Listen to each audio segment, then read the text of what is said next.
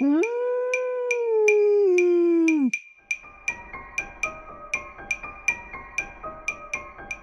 Êtes-vous prêt à voyager des frontières de vos peurs aux limites de vos rêves, à rencontrer des mythes et des légendes, des diables et des anges, à vous laisser conduire sur les chemins de l'étrange? Arcanum Fabulas. Saison 8.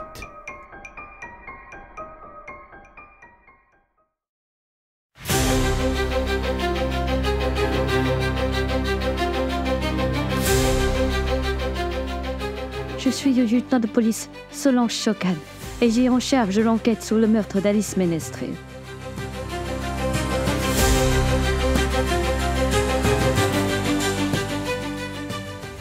Au départ, tout pouvait sembler simple et limpide. Mais comment résoudre un meurtre qui se répète plusieurs fois?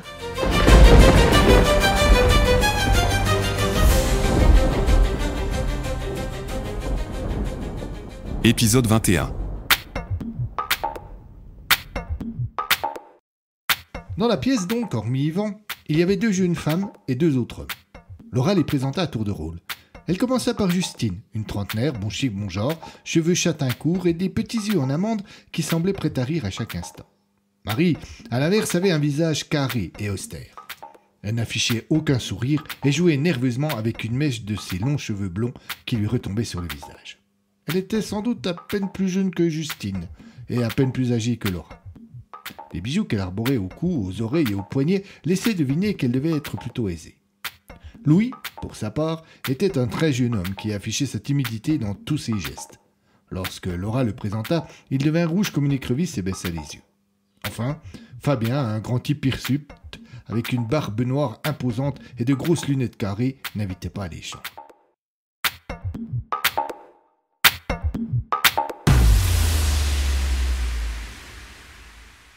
Tout ce petit monde n'était pas très accueillant, mais cela ne troubla pas Solange, qui expliqua comment elle avait eu connaissance de leur existence et pourquoi elle avait souhaité les rencontrer. Lorsqu'elle évoqua les hommes au visage peint, ses hôtes échangèrent des regards inquiets. La jeune femme prit le parti de ne pas relever. Elle y reviendrait plus tard. Lorsqu'elle eut terminé ses explications, elle attendit les réactions, et c'est Yvan qui prit la parole en premier. Quand nous avons créé la confrérie avec Eric, nous n'avons pas voulu jouer les mystiques allumés. Non, le vaudou c'est une religion et nous voulions juste la pratiquer comme nous l'avions découverte lors d'un séjour en Haïti que nous avions fait ensemble avec Eric. Mais il y en a d'autres qui la pratiquent pour de mauvaises raisons, avec des buts bien différents par exemple. Marie coupa la parole à Yvan et lui intima l'ordre de se taire. Visiblement, la jeune femme avait un ascendant sur l'homme car ce dernier s'excusa et n'ajouta mot. Isaac se tourna alors vers Marie. Vous ne souhaitez pas collaborer avec nous, madame? Elle lui jeta un regard dédaigneux. Vous ne savez pas à quoi vous vous attaquez, Justement, c'est pour cela que nous sommes ici aujourd'hui. insista Solange. Marie haussa les épaules et se laissa choir sur le canapé avant de croiser les bras et de se murer dans un mutisme gênant. Le silence qui s'ensuivit dans la pièce fut oppressant, et le lieutenant se tourna vers Laura, espérant obtenir son soutien. Mais l'étudiante se contenta de baisser les yeux et de regarder ses chaussures. Socan n'était pas venu là pour ne rien obtenir, et elle pensait avec raison que ceux qui avaient répondu à son invitation avaient également des choses à dire ou des raisons d'avoir peur. C'est sur ce dernier point qu'elle voulut tenter sa chance. Les hommes au visage crémé ne sont pas des petits plaisantins. Nous avons toutes les raisons de penser qu'ils sont mouillés dans au moins un assassinat, et peut-être plusieurs. On sait qu'ils ne sont pas des plaisantins. On le sait. S'emporta Louis qui d'un seul coup semblait avoir vaincu toute une existence de timidité. Marie grogna, elle se fit presque menaçante et poussa le jeune garçon se taire. Mais étrangement, ce dernier ne se montra pas aussi docile qu'Yvan. « Ferme ta gueule, Marie, t'es pas notre chef. Et si tu veux continuer à vivre dans la peur, cela te regarde. Moi, j'en ai marre. » L'arrogante resta sans voix. Elle ne s'attendait pas à cette réaction, mais visiblement, cela ne fut pas pour déplaire à Fabien qui éclata de rire. « Hey, bien envoyé, Louis, bien envoyé !» Le regard noir que Marie lança à Fabien ne reçut qu'une grimace pour toute réponse, et Louis reprit son propos.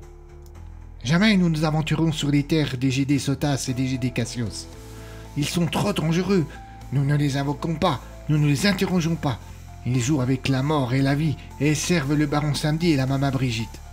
Solange se rappela ce que Isaac avait trouvé dans un des livres qu'il avait acheté à l'Oriflamme Sacrée et des propos d'Éric lorsqu'elle l'avait interrogé à ce sujet. « Mais si notre confrérie ne joue pas avec cela, il en est d'autres. Tais-toi! Mais tais-toi donc !» hurla Marie qui, joignant le geste à la parole, bondit du canapé pour sauter sur Louis. Solange et Isaac furent prompts à réagir et parvinrent sans grande difficulté à maîtriser la folle qui continuait à vociférer. Ils l'écartèrent de lui qui était encore sous le choc et la plaquèrent au sol avant de la menotter. « Elle va nous tuer !» continuait-elle à hurler. « Elle va tous nous tuer !» Là d'entendre Marie hurler ainsi, Sokan se tourna vers Laura. « On peut la conduire dans une autre pièce ?» Il y a la cuisine à côté. Le lieutenant fit un petit signe approbateur au major qui, avec fermeté, sortit la femme du salon. Le calme revenu. Solange se tourna vers lui et l'invita à poursuivre. Mais Justine s'approcha du jeune homme timide, posa une main sur son épaule pour le faire taire et demanda. « Vous savez pourquoi nous sommes si peu nombreux aujourd'hui ?»« Non. » « Ils ont tous peur. Et je ne vais pas vous mentir. Nous aussi nous avons peur. La seule différence, c'est que l'on est un peu plus rationnel et qu'on pense que vous pouvez nous protéger et nous sortir de ce piège. »« Je vous promets de faire tout mon possible. » répondit Solange avec un sourire qui se voulait rassurant. « Tout votre possible ?» intervint Fabien. « Cela ne va pas suffire. Il nous faut plus que cela. Elle est vraiment dangereuse, très dangereuse, et ses sbires aussi. » Le major Simon revint au salon à ce moment-là. Devant l'étonnement du lieutenant, il expliqua qu'il avait attaché Marie à une chaise et lui avait fait comprendre qu'il valait mieux qu'elle reste calme. Visiblement, elle avait compris, ou du moins s'était résignée. Solange revint donc vers Fabien. « Qui est dangereuse ?» Le barbu regarda ses compères comme pour s'assurer qu'il avait leur approbation pour prononcer le nom. Aucun ne dit rien et tous baissèrent les yeux. Même lui, qui quelques instants plus tôt était prêt à parler. Alors Fabien lâcha un nom. « Mambo Suprême !» Une drôle d'ambiance s'abattit sur les lieux dès que le barbu eut prononcé ce nom. Le malaise que les deux policiers purent voir sur les visages des autres fut pour eux un grand mystère. Comment un nom, un simple nom, pouvait-il provoquer un tel effet ? Ils étaient tous comme paralysés et chacun cherchait le regard de l'autre pour savoir qui aurait le courage de parler après cela.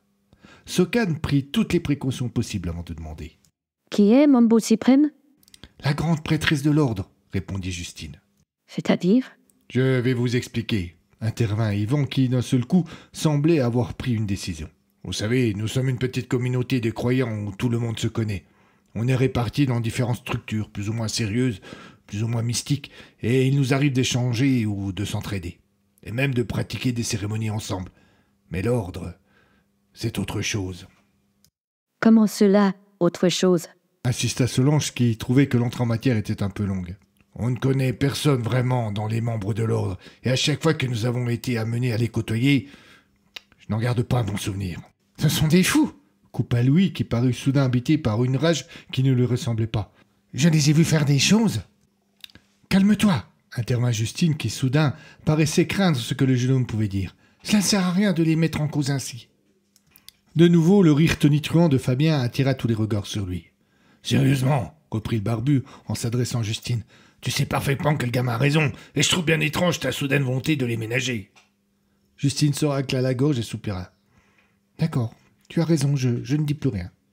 Elle recula de 3 pas et se réfugia dans un mutisme qu'elle ne quitta plus de tout l'entretien. Solange se retourna alors vers lui. Que les avez-vous vu faire ? Demanda le lieutenant. Des choses terribles. Mais encore ?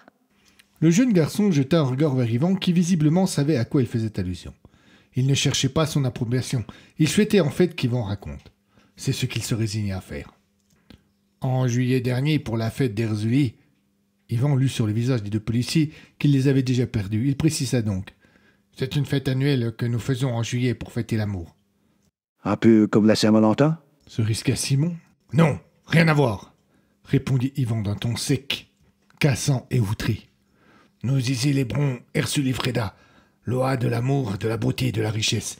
Et cette année, nous avions la chance de recevoir un Ougan haïtien très connu de notre communauté. Son nom ? Demanda Solange. Yvan la regarda avec un sourire. Et il est très connu parmi les initiés. Mais pour vous, cela ne vous dira rien. Je l'appellerai Josué. Encore le culte du secret, à moins que cela ne fût qu'une simple méfiance vis-à-vis des policiers. Une nouvelle fois, le lieutenant n'insista pas et laissa Yvan poursuivre. C'était à l'initiative d'Éric que Josué est venu en métropole, et pour notre confrérie, c'était vraiment un grand honneur. Nous avions décidé d'inviter d'autres groupes qui partageaient les mêmes croyances, et Eric a insisté pour inviter l'ordre. J'étais plutôt réticent. Pourquoi? Je me suis toujours méfié d'eux. Mais il a fait savoir que leur chef était une mambo, une prêtresse, et que c'est des mambos qui avaient des liens privilégiés avec Erzuli. C'est vrai, j'ai accepté.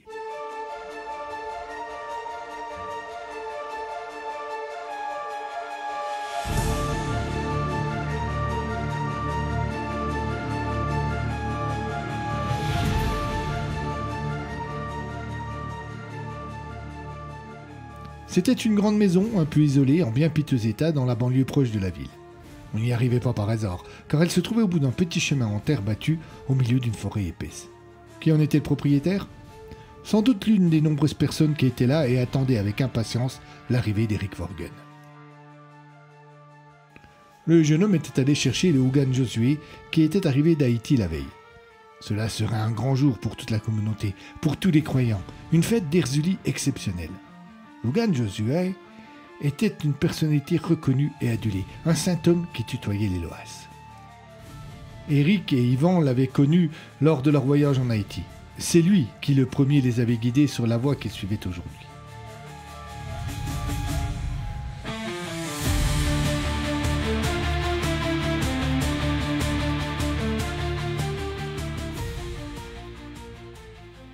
Lorsque l'invité d'honneur descendit de la voiture d'Eric, il fut accueilli comme une star. Le bonhomme affichait un air très avancé, une allure frêle et fragile, mais une énergie et une bonne humeur incroyables. Il rayonnait. À chacun, il accordait un sourire, un mot, une tape sur l'épaule. C'est avec lenteur que le groupe se dirigea vers l'arrière de la maison. Il y avait là un grand espace de terre battue, à l'abri des regards indiscrets où l'on avait préparé le temple. Le péristyle. Au centre de celui-ci, on avait dressé le potomitan, un grand mât qui permettait d'invoquer les Loas. Son pied, enfoncé dans la terre, communiquait directement avec le monde des morts. Son sommet, tutoyant le ciel, s'ouvrait aux esprits, et son corps s'adressait aux humains. À droite, un autel s'apprêtait à recevoir les dons de chacun, et un fauteuil de cérémonie attendait le Loa. À gauche, une petite fontaine permettait de procéder à la purification. Le Hougan invita tous les convives à s'approcher et à enlever leurs chaussures pour être en contact direct avec la terre. Tous se placèrent en cercle autour du potomitan et Josué commença, à l'aide de farine, à tracer sur le sol des vévès, grand dessin symbolique permettant d'inviter les Loas. Eric, qui s'était installé à côté du vent, était heureux comme un gamin et regardait les invités présents avec satisfaction, mais après un instant, il se pencha vers son ami. « Les gens de l'ordre ne sont pas là? Je ne vois pas Mambo Cyprime. »« Non, effectivement. Ils avaient dit qu'ils viendraient. »« Oui, je crois. » Josué avait terminé son tracé. Il devait maintenant activer les vévès. Pour cela, il utiliserait l'eau de la petite fontaine. Eric avait perdu son sourire d'enfant. Il était de nouveau préoccupé. De nouveau, il se pencha vers son voisin. « C'est pas normal qu'il ne soit pas là. » Désireux de suivre la cérémonie et là de l'insistance de son ami, Yvan se fâcha un peu. « On s'en fout, non? Qu'est-ce que tu me fais avec l'ordre? »« Rien, rien. Mais quoi, merde à la fin !» Emporté par sa colère, Yvan avait, sans s'en rendre compte, monté le ton et troublé la cérémonie. Il en prit conscience lorsqu'il remarqua le silence qui d'un seul coup s'était imposé dans le péristyle. Il vit alors le Hougan Josué qui s'était immobilisé et le toisait avec surprise et colère. Sans hésiter, il s'excusa, et le rite put reprendre.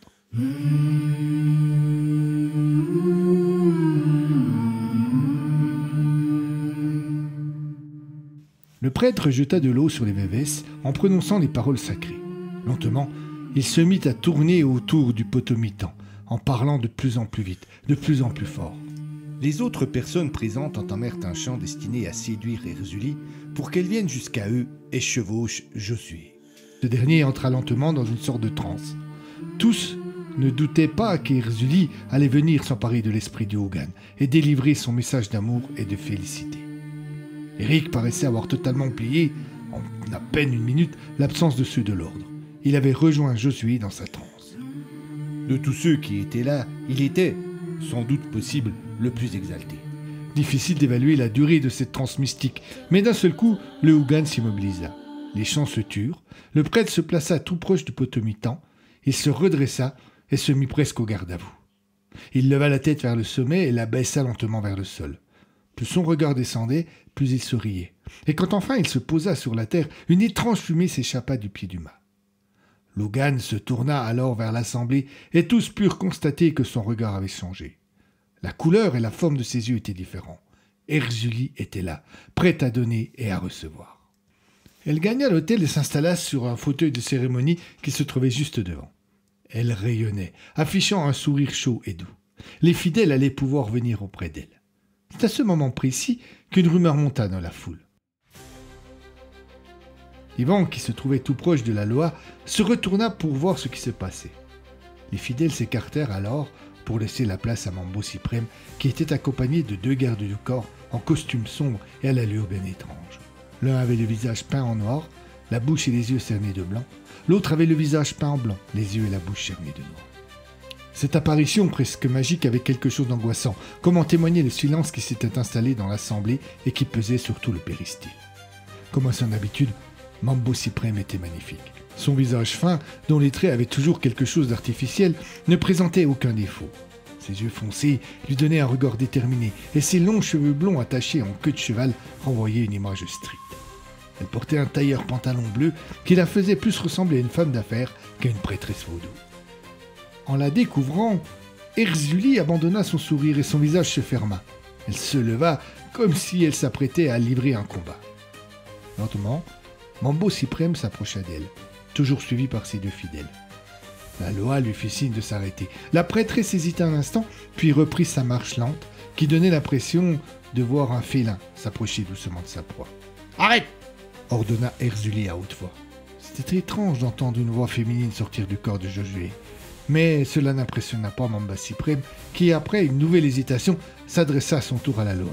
« Je viens vous rendre hommage » dit-elle sur un ton condescendant et faux. « Ne t'approche pas !» insista Erzulie.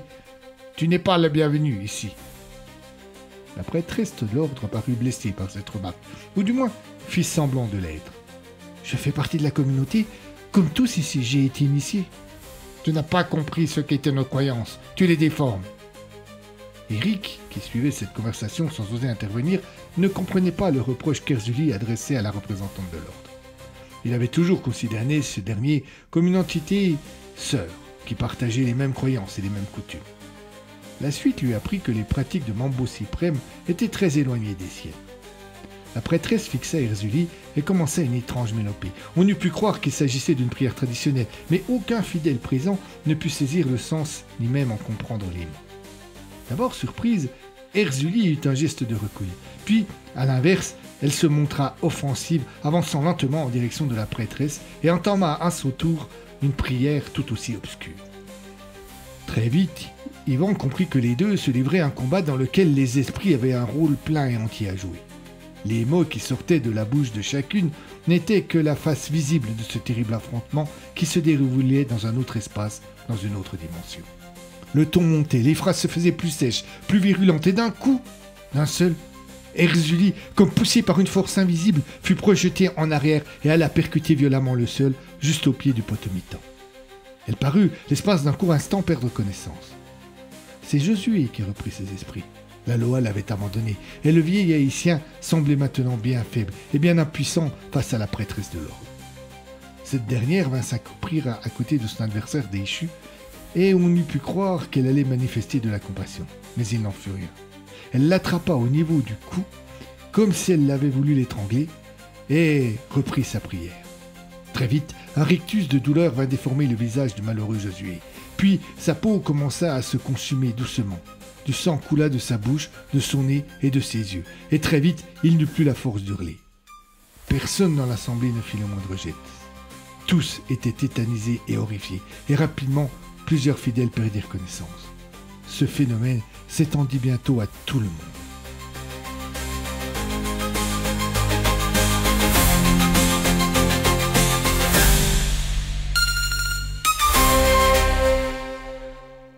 Solange et Isaac avaient écouté le récit d'Yvan sans manifester la moindre réaction, et quand il fit une pause, ils se regardèrent chacun, se demandant si l'autre croyait à cette histoire. En temps normal, ils n'auraient pas eu de doute, mais l'affaire Ménestrel avait bien secoué leur respect de la rationalité. « Quand nous sommes revenus à nous, presque tous en même temps, reprit Yvan, Mambo Suprême était assis en majesté sur le siège de cérémonie, et Josué allongé au sol à ses pieds. Ni son corps ni son visage ne présentaient la moindre blessure. Il respirait lentement, mais il respirait. La prêtresse attendit que nous ayons tous bien vu la scène, puis sans prononcer le moindre mot, se leva et quitta les lieux, toujours entouré de ses deux sbires. Beaucoup d'entre nous ont voulu croire à une hallucination collective, intervint Fabien. Mais mes couilles, l'ordre venait juste de nous montrer de quoi il était capable et nous faire comprendre que maintenant, il faudrait suivre leurs règles. « Ouais, je sais ce que j'ai vu, » appuya Louis. « Et je sais que je n'ai pas rêvé. » Tous approuvèrent les paroles du jeune homme timide, et Fabien, avec son langage fleuri et si personnel, précisa. « Cela n'était que le début de la merde qui nous a coulé dessus en continu après. L'ordre a voulu nous imposer sa façon de voir les choses. Il voulait une sorte de hiérarchie où il aurait pris la place au sommet. Et si vous refusez de plier à ses volontés, il vous envoie ses GDS, précisa Yvan. Ces GDS? Questionna Solange. Les hommes au visage pas? C'est plus que cela, bordel, s'emporta Fabien. Ce sont des incarnations de Sotas et de Cassios, les jumeaux maléfiques, au service du baron Samedi. C'est comme s'ils avaient renoncé à servir le Loa pour se mettre au service de Mambo Suprême. Ils n'ont peur de rien, ne reculent devant rien. Oh, ce sont juste deux hommes ordinaires, intervint Isaac, qui, dans cet effort dérisoire, cherchait une manière ultime de se rattacher à un peu de rationalité. À la base, oui, répondit Yvan. Mais les GDS ont pris possession d'eux, et maintenant, ce sont des esprits incarnés. Ils ne sont pas que deux. Les GDS se sont emparés de plusieurs fidèles de l'ordre. Et ce que je ne comprends pas, c'est comment Mambo Suprême parvient à exercer un tel ascendant sur eux. Et... Des cris venus de la cuisine interrompirent Yvan. À ce moment, tous entendirent Marie qui hurlait, qu'elle n'avait pas trahi, qui implorait pitié. Isaac et Solange, comme s'ils n'avaient fait qu'un, se précipitèrent, et le spectacle qu'ils découvrirent en entrant dans la pièce les laissa sans voix.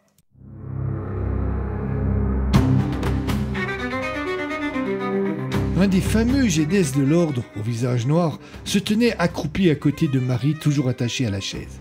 Lentement, et avec un sourire sadique, il promenait la lame d'un immense couteau juste sous sa gorge. Au moment précis où les deux policiers firent irruption dans les lieux, il enfonça son arme dans le cou de la malheureuse. Un jet noir de sang vint tacher le sol, et un autre gicla sur le visage de l'assassin. Ce dernier parut amusé de la chose, et il éclata de rire. Socan et Simon sortirent leurs armes et intimèrent l'ordre au tueur de ne pas bouger. Celui-ci, sans montrer le moindre stress ni la moindre peur, se leva lentement et essuya la lame de son couteau avec sa main gauche. « Lâchez cette arme !» ordonna le lieutenant. Il n'obtempéra pas et fit même un pas vers les deux policiers. Solange réitéra son ordre. « Tu ferais mieux d'obéir » insista Isaac. Mais le GD eut juste un sourire pour toute réponse et fit un second pas. La réaction ne se fit pas attendre. Le lieutenant et le major ouvrirent le feu, 2 coups chacun. À cette distance, il n'était pas possible de manquer la cible, et le GD, tout esprit qu'il fût, s'écroula. Tout parut s'arrêter, les 2 policiers observant le moindre mouvement de leur cible. Aucune réaction. Le type n'avait pas à supporter les 4 balles. Avec précaution toutefois, et tandis que Solange restait en protection, Isaac s'approcha du corps. Du pied, il dégagea le couteau qui était tombé juste à côté du GD, et c'est alors qu'il fit ce geste que l'impossible se passa. Il paraissait mort, il aurait dû être mort, mais pourtant, il attrapa le pied du major de sa main droite et il tira si violemment que ce dernier perdit l'équilibre. La surprise qui paralysa Solange fut de courte durée, et sans même réfléchir, sans même prononcer le moindre mot de mise en garde qui aurait été normal vis-à-vis de la procédure, le lieutenant tira 2 nouveaux coups. Avec une incroyable rapidité, le GD roula sur lui-même, exactement au même instant, si bien que le lieutenant ne put savoir s'il l'avait atteint ou pas. En le voyant se relever, elle comprit que non. Le criminel prit une demi-seconde pour regarder la policière dans les yeux, lui adressa un sourire satisfait, et sans hésiter, il jeta une petite capsule qui éclata au sol en libérant une fumée incolore. Immédiatement après, il fonça sur Solange, la bouscula sans ménagement et quitta la pièce. Comme son collègue quelques instants plus tôt, elle chuta et sa tête heurta violemment le sol. On peut penser que c'est le choc qui lui fit perdre connaissance, mais il est plus probable que ce fut le contenu de la petite fiole que le GD avait jetée au sol avant de quitter la pièce.